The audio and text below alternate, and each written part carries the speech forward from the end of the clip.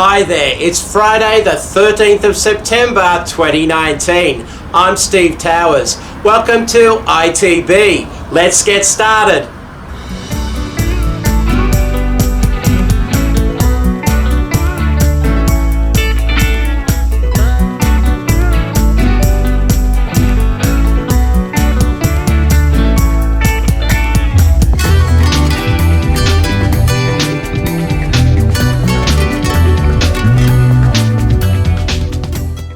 France and the US are currently in a 90-day period during which the details of their agreement concerning France's digital services tax are intended to be resolved.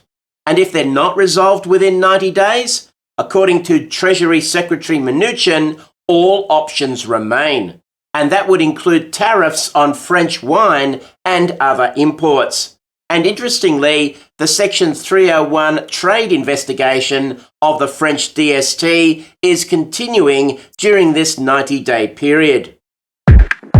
Meanwhile, in regard to the Inclusive Frameworks Digitalisation Project, Pascal Saint-Amand has confirmed that the OECD will publish a paper in early October on a so-called unified approach to the various proposals. He also said that the full revenue impact analysis won't be ready this year. But he added that the OECD is seeking a solution where you don't have big losers or big winners.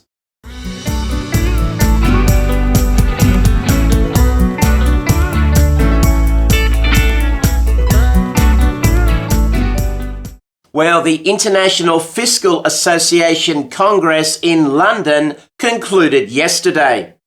Here is a list of the topics which were discussed at the IFA Congress. Please hit the pause button if you'd like to study the list. If you're an IFA member, all of the relevant documents from the Congress are available free of charge on the IFA website. And if you're not an IFA member, well, why don't you think about joining?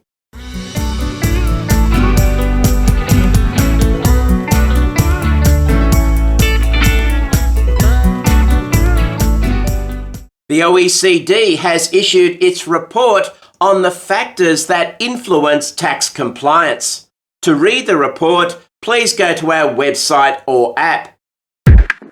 Researchers at the IMF have published an article called "The Rise of Phantom Investments." Let me give you a quote from the article. Foreign direct investment, or FDI, is an important driver for genuine international economic integration, stimulating growth and job creation, and boosting productivity through transfers of capital, skills, and technology. Therefore, many countries have policies to attract more of it.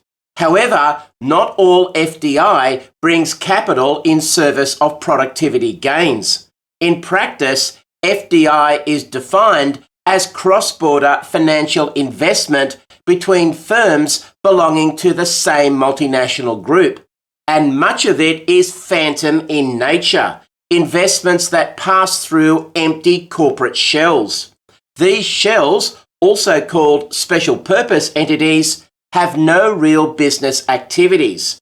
Rather, they carry out holding activities, conduct intra-firm financing, or manage intangible assets, often to minimize multinationals' global tax bill.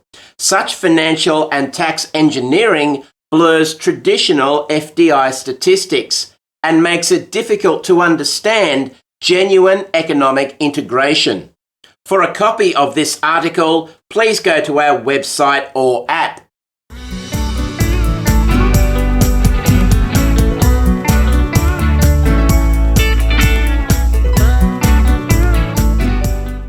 In Australia, the government has launched a public consultation on the definition of resident for corporate income tax purposes. A key aspect of the review is to determine whether central management and control, which is one of the existing 3 alternative tests for residents, should be deleted or replaced. Public comments are requested by the 4th of October. For a copy of the consultation document, please go to our website or app. Also in Australia, a senior tax official has presented an interesting paper called Reflections on Being a Large Market Tax Advisor. One of the notable points in the paper is the distinction between tax advice provided by a boutique firm and tax advice provided by a large firm. He writes, where a partner in a boutique firm comes up with a cute piece of tax planning, which is then implemented by one taxpayer, the ATO will see this as a one-off. If, by contrast, a partner in a systemically important firm comes up with the same idea, the potential or reality of that idea being rolled out across Australia's highly concentrated corporate tax base will mean that the ATO must respond more forcefully. For a copy of this paper, please go to our website or app. In China, the State Administration of Foreign Exchange has announced the abolition of quota restrictions on investments by QFIs and RQFIs. This will mean that such investments will no longer require approval by SAFE.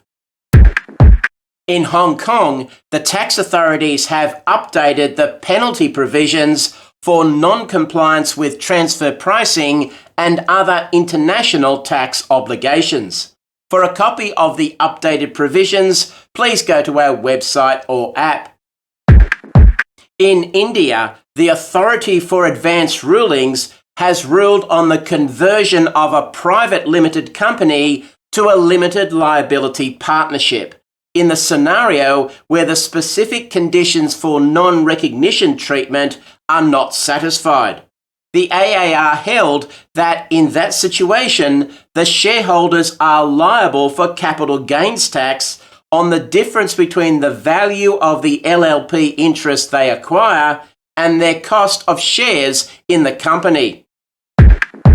In Indonesia, the tax reforms announced by the Finance Minister last week include a proposal for non-resident digital companies to be required to register for, collect and remit VAT at the standard 10% rate. Although details have not yet been released, it appears that the proposal will have broad coverage. Non-resident sellers, non-resident service providers and non-resident platform companies. In the Philippines, the House of Representatives has passed the bill for the Corporate Income Tax and Incentive Rationalisation Act, known as SETIRA. SETIRA will reduce the corporate income tax rate, which is currently 30%, by 2 percentage points every 2 years until the rate becomes 20% in 2029. It will also impose significant limitations on corporate tax incentives. The bill has now been sent to the Senate. In Taiwan, the government has made an announcement on the VAT treatment of the transfer of renewable energy certificates. According to the announcement, such transfers should be treated as a supply of services for VAT purposes and are thus subject to standard rate VAT. For a copy of the announcement, please go to our website or app. In Thailand, the government has announced an incentives package to attract companies seeking to relocate as a result of the China-US trade war. For a copy of the government's press release on this topic, please go to our website or app.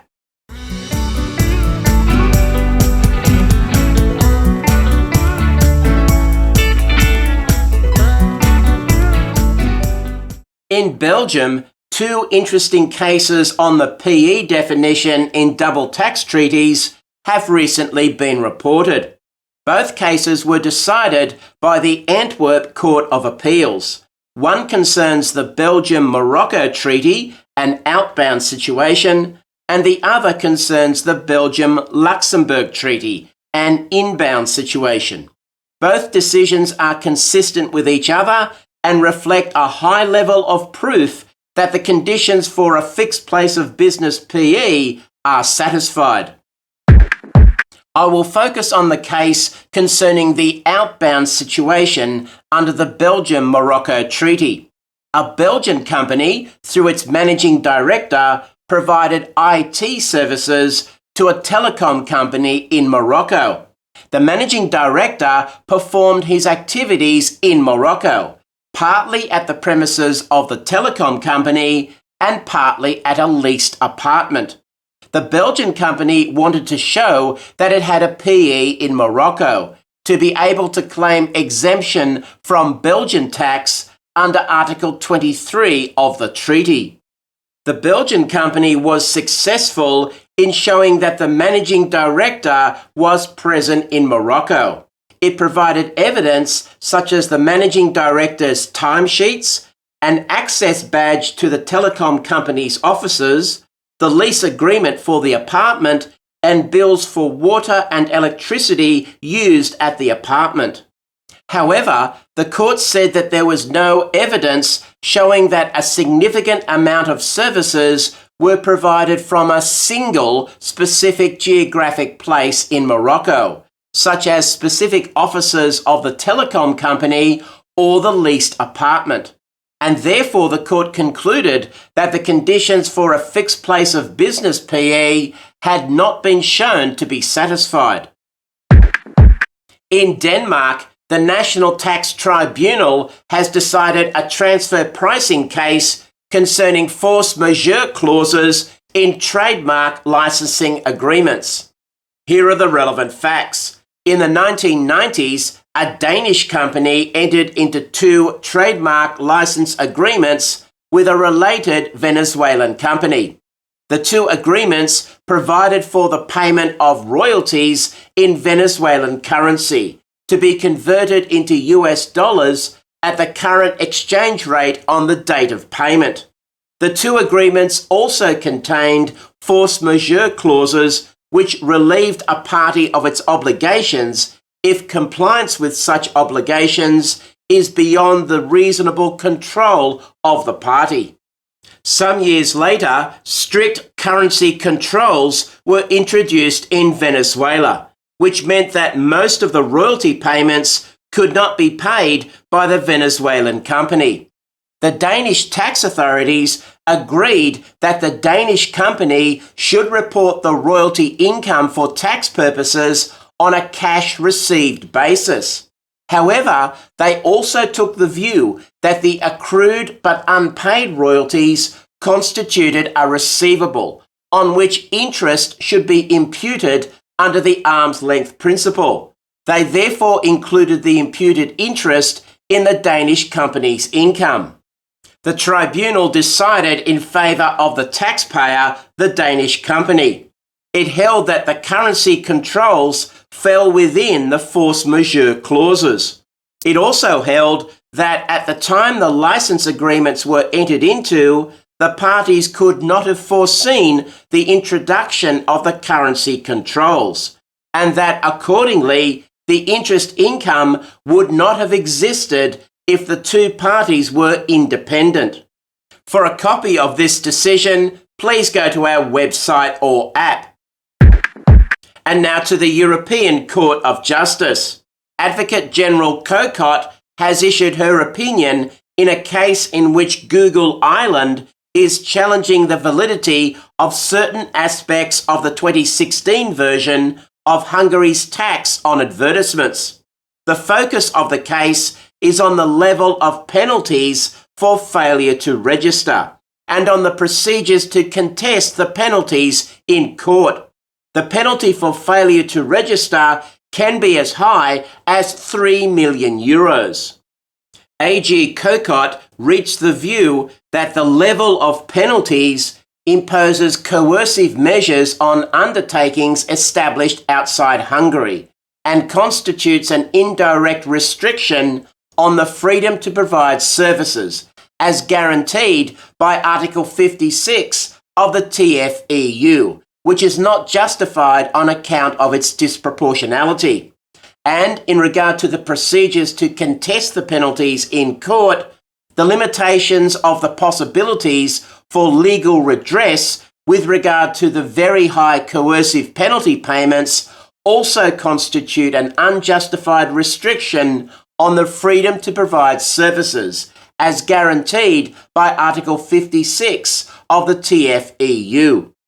For a copy of the opinion, please go to our website or app. The President-elect of the European Commission has announced her team of commissioners. Margaret Vestager has been elevated to Executive Vice President. She retains her leadership of the competition portfolio and adds a new responsibility of making Europe fit for the digital age.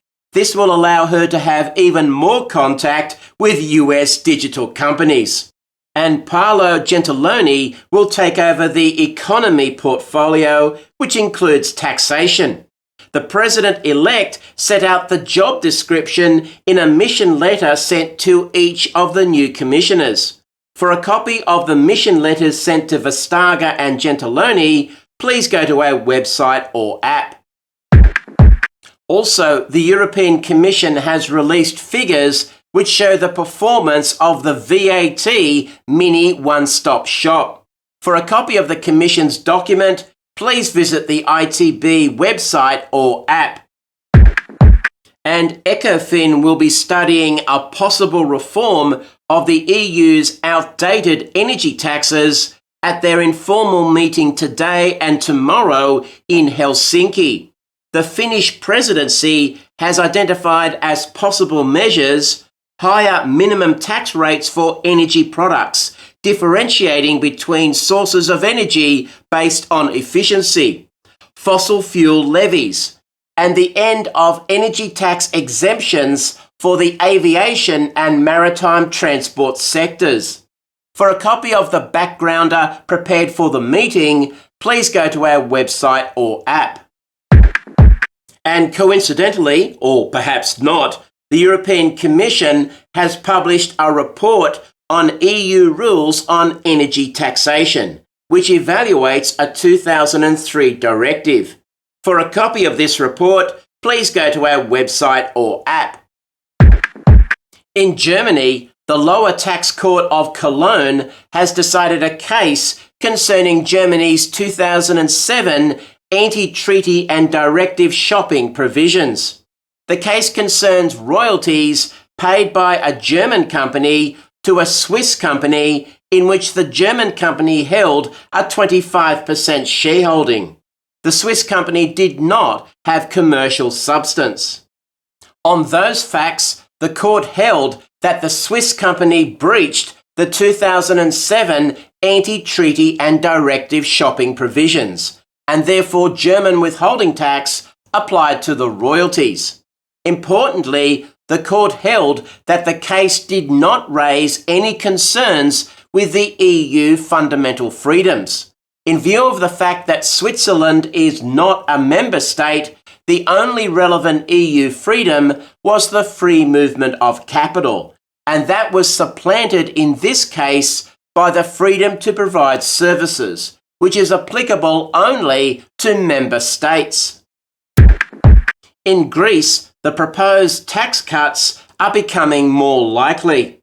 Shortly after its election, the new government announced that the corporate income tax rate would be reduced from 28% to 24%, and the dividend withholding tax rate would be reduced from 10% to 5%. The Prime Minister confirmed these reductions in a speech last week. Also, the government has gathered support, for example, from Angela Merkel and Christine Lagarde, to reduce its primary budget surplus requirement from 3.5% of GDP to 2% of GDP, which would permit greater economic flexibility. In Norway, the Bogarting Court of Appeal has decided a transfer pricing case by giving deference to the tax authority's adjustment. The case concerns a Norwegian company in the Saipem group. The Norwegian company purchased an ultra-deep-water drilling rig from a group company in Portugal. The court described the rig as a semi-submersible drilling rig designed and adapted for demanding climatic conditions in the Barents Sea. The rig is 118 metres long, 72 metres wide, and 57 metres up to the drill floor, and can be inhabited by 140 people. The tax authorities, for transfer pricing purposes, reduced the purchase price by approximately $220 million. The two sides agreed that the comparable uncontrolled price method should be used, but they disagreed on the adjustments required to improve comparability. The court, by a 2-to-1 majority, agreed with the tax authorities' adjustment on the basis that it appeared to be well considered and reasonable, and that the tax authorities' view should be given deference by the court unless it is grossly unreasonable. The minority did not accept this deferential position on the basis that the tax authority has the burden of proof. For a copy of this case, please go to our website or app. In Slovakia, Parliament has passed legislation which will give a 200% deduction for eligible R&D expenditure. The 200% rate will apply from 2020, and a transitional rate of 150% will apply in 2019. In Sweden, the government has announced that the law will be changed to introduce the so-called economic employer concept, with effect from the 1st of January 2021. This will replace the legal employer, which is currently used. This change is relevant to the application of the equivalent of Article 15.2 of the OECD Model Treaty. It will mean that for short-term secondments to Swedish companies, the salaries of the seconded employees will be subject to Swedish tax. In the UK, the tax authorities have announced that the proposed introduction of VAT reverse charge for construction services will be deferred for 12 months to the 1st of October 2020. For a copy of the briefing document issued by the tax authorities, please go to our website or app.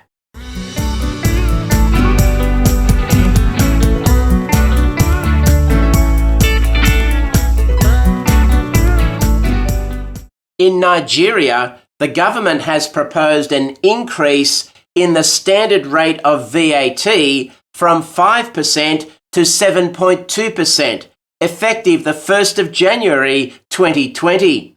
According to the government, the proposed increase will require extensive consultation with state and local governments and other stakeholders. Although Nigeria's current 5% rate for VAT is the lowest in Africa, there are significant differences between the Nigerian VAT law and the VAT regimes in other countries. The Nigerian VAT law has been described as a variant of sales tax. In Uganda, the Tax Appeals Tribunal has decided a VAT case in regard to B2B inbound digital services. The tribunal decided that the Ugandan resident service recipient was liable for VAT output tax on a reverse charge basis. However, the tribunal also held that it was not entitled to an input tax credit for that VAT. For a copy of this decision, please go to our website or app.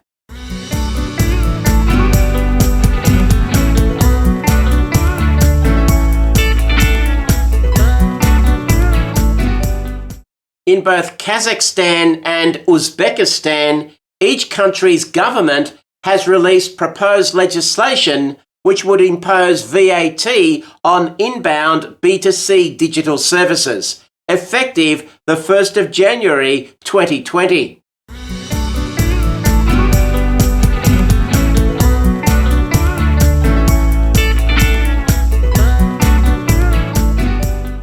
In Mexico, the government has presented its 2020 budget. Here are the items which caught my eye. Firstly, in regard to corporate income tax, the government proposes to make a number of changes which are inspired by the BEPS project. In particular, an expansion of the definition of PE, amendments to the existing anti-hybrid rules to better align them with BEPS Action 2, and the introduction of an earnings stripping rule using a 30% limit. And in regard to VAT, the government proposes to levy 16% VAT on inbound digital services, with a registration and compliance requirement for non-resident suppliers. Separately from the budget proposal, a bill to impose 16% VAT on inbound digital services was introduced into the lower house of Congress last week. In the US, Treasury and the IRS have issued 3 sets of proposed regulations, all in regard to amendments made by the 2017 US tax reform legislation. Firstly, in regard to the treatment of built-in gains and losses under Section 382H. Secondly, in regard to the recognition of income rules under Section 451B. And thirdly, in regard to the recognition of income rules under Section 451C. For a copy of the 3 sets of proposed regs, please go to our website or app. And yet another development in regard to the taxpayers' petition for an en banc rehearing in the Altera case. A group of law academics and professors have filed a brief in opposition to the taxpayers' petition. For a copy of this brief, please go to our website or app. The Congressional Research Service, an agency of the US Congress, has released 2 updated reports in regard to the increases in tariffs by the Trump administration. The first is called Escalating US Tariffs Affected Trade, and the second is called Escalating US Tariffs Timeline. Both reports are not limited to the increased tariffs imposed on imports from China. For a copy of the 2 reports, please go to our website or app.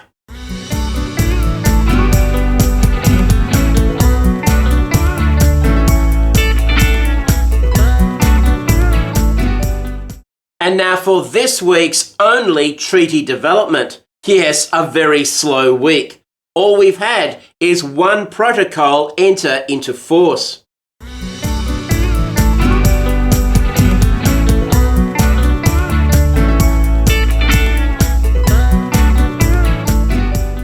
I have 2 articles for you this week.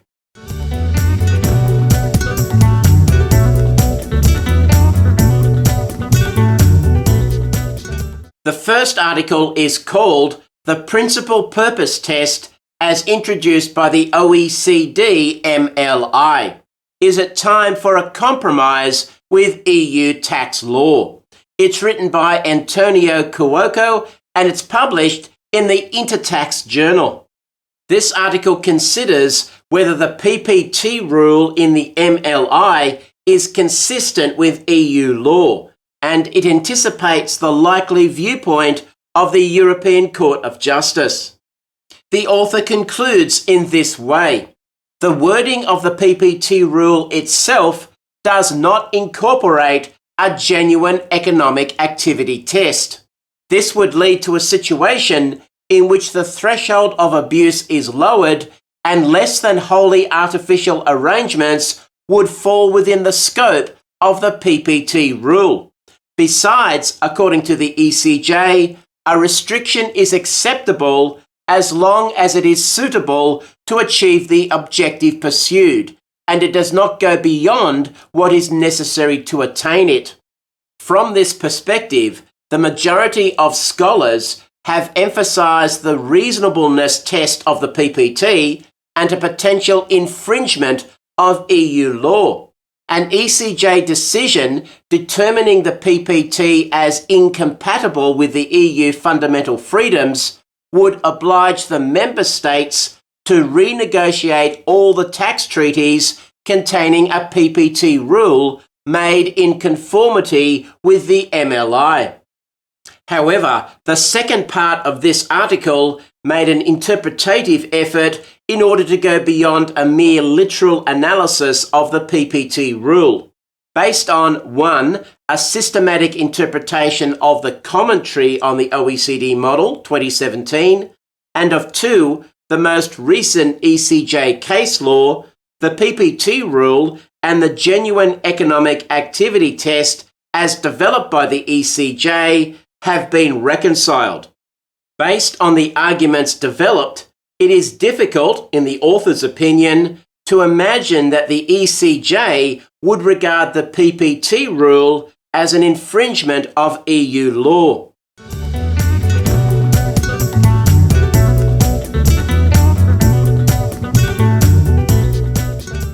The second article is called "The TCJA is Not for Losers."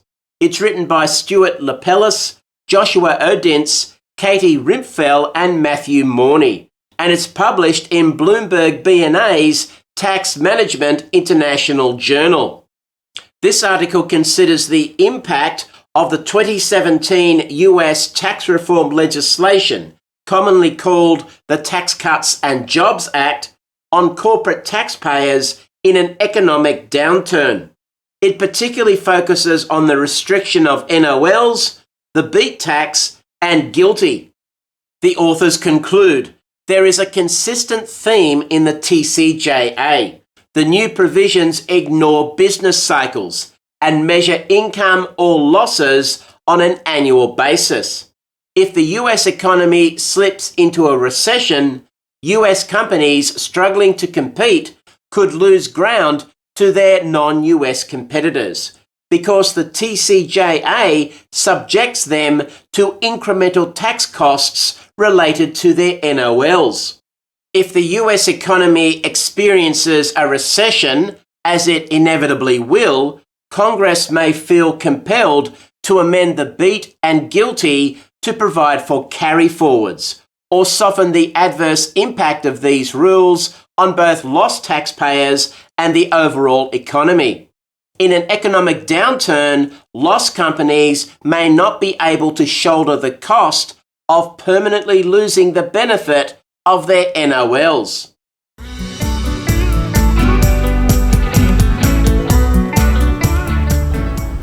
Well, that's the way it is this Friday, the 13th of September 2019. I'm Steve Towers. Have a great weekend.